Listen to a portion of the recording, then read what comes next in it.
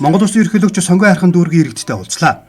Сонгой хайрхан дүүрэг 343 мянган иргэнтэй. Энэ нь нийслэлийн нийт хүн амын 23% гэсэн үг юм а.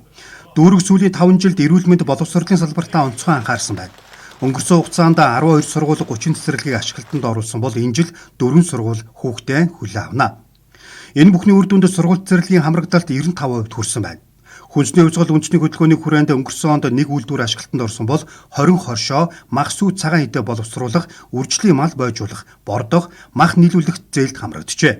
Мөн өвлийн хүлэмж газар тариалан эрхэлдэг 6 аж ахуй нэгж 750 сая төгрөгийн эргэлтийн хөрөнгийн зээл авч хүчин чадлаа нэмсэн байна. Тэрээс ерөнхийлөгч манд ажил хэрэгж маш сайхан энгийн ийм сайхан ярьлаа. Маш том сэтгэл төрлөө. За өнгөрсөн энэ жилүүдүүд ерөнхийлөгч хийсэн ажил тодорхой. 5 үнцээс гар хэллээ. Амжилттай сайн хийж байгаа. Нэгдүгээр гадаад харьцаа, хоёрдугаар цагаан хөдөлмөр, хүнсний хувьсгал, гэх мэт одон арган биенүүд сайхан авсанд баяртай байна. Иргэн нөөд. Цаашдаа өшөө сайхан эв нэгдэлтэй сайхан ажиллахыг уриалж байна да. Ард түмнийхэн сэтгэл зүрх, улс их орныхоо хөгжил, ирээдүйнхээ бол Монгол улсын ерөнхийлөгч эцэг хүний хувьд бол үнэхээр чин сэтгэлээр зүтгэж явд юм байна.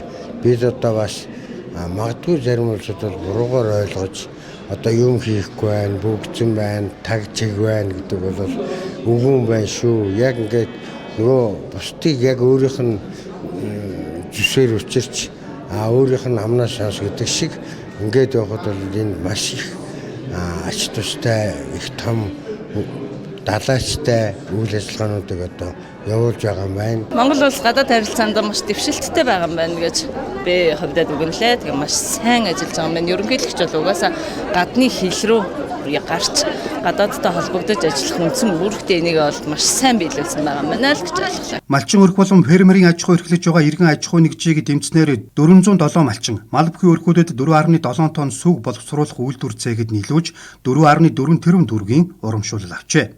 Тэрбумод үндэсний хөдөлгөөний хүрээнд дүүрэг 170 мянган мод тарьж ургуулсны зэрэгцээ улаанчлуудын хогийн цэг орчмын 38 газарт ойн зурус байгуулсан байна. Сонгой хайрхан дүүрэгт нийгмийн болон инженерийн дэд бүтцийн бүтээн байгуулалт эд өрнөж байна. Ерөнхийлөгч бол ард түмтэйгээ сайхан сэтгэл санаагаа хаваалцаж бүх юмаа илэн далангуй ярьлаа. Биднээс маш их баярлалаа.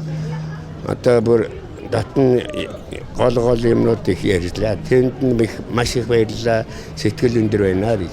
Ерөнхийлөгчийн ярьж байгаа, хэлж байгаа үг, захиж байгаа үг нь аюул сайхан сэтгэлтэй гарч ирлээ. Бүх юм сайхнаар болог, Монгол улсын сайхан хөгжиг, Монгол улсынхаа төлөө хүчин зүтгэж байгаагаа илэрхийллээ. Энэ дээр маш баяртай манай ард түмэн маш баяртайгаар хүлээн авлаа. Яагаад энд орж ирж байгаа гэхээр ерөнхийлөгч ер нь анх гарч ирсэн цагаас эхлээл дандаа зөв юм ярьж ирсэн.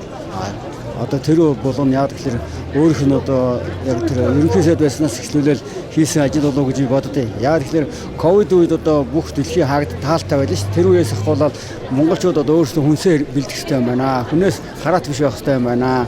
Дээрээс нэмээд энэ хүнсний хувьслаас эхлээд хүн эрүүл байх хэрэгтэй юм байна. За дээрээс нэмээд хүн эрүүл байхын тулд байгаль орчин бас экологийн цэвэр бүтээгдэхүүн байх хэрэгтэй. За байгаль орчноо зүлэгжүүлэн ногоожуулъя гэдэг энэ бүх ажлууд уялдаа холбоотой байсан учраас би энэ ерөнхийлөгч маш дэмждэг. Хавдар судлалын үндэсний 2 дугаар төвийн бүтээн байгуулалт эхэлж Баянхшуу дэд төвийн ажил дууссан бол толгойд дэд төвийн 60%-тай 6 хороонд гэр хорооллын дахин төлөвлөлт хийж барилгажуулж байна. Өнгөрсөн онд дэлхийд 185 газрыг чөлөөлөн үерийн далан цэцэрлэг сургууль шинээр барьжээ. Улсын спорт сургуулийн төв 2 хөлбөмбөгийн талбай бүхий спорт зохицолбор, жишг нэгдсэн эмнэлэг, өрхийн эрүүл мэндийн төв, хүүхдийн амбалт орд эрүүл үрс төвийг ашиглалтанд оруулсан байна.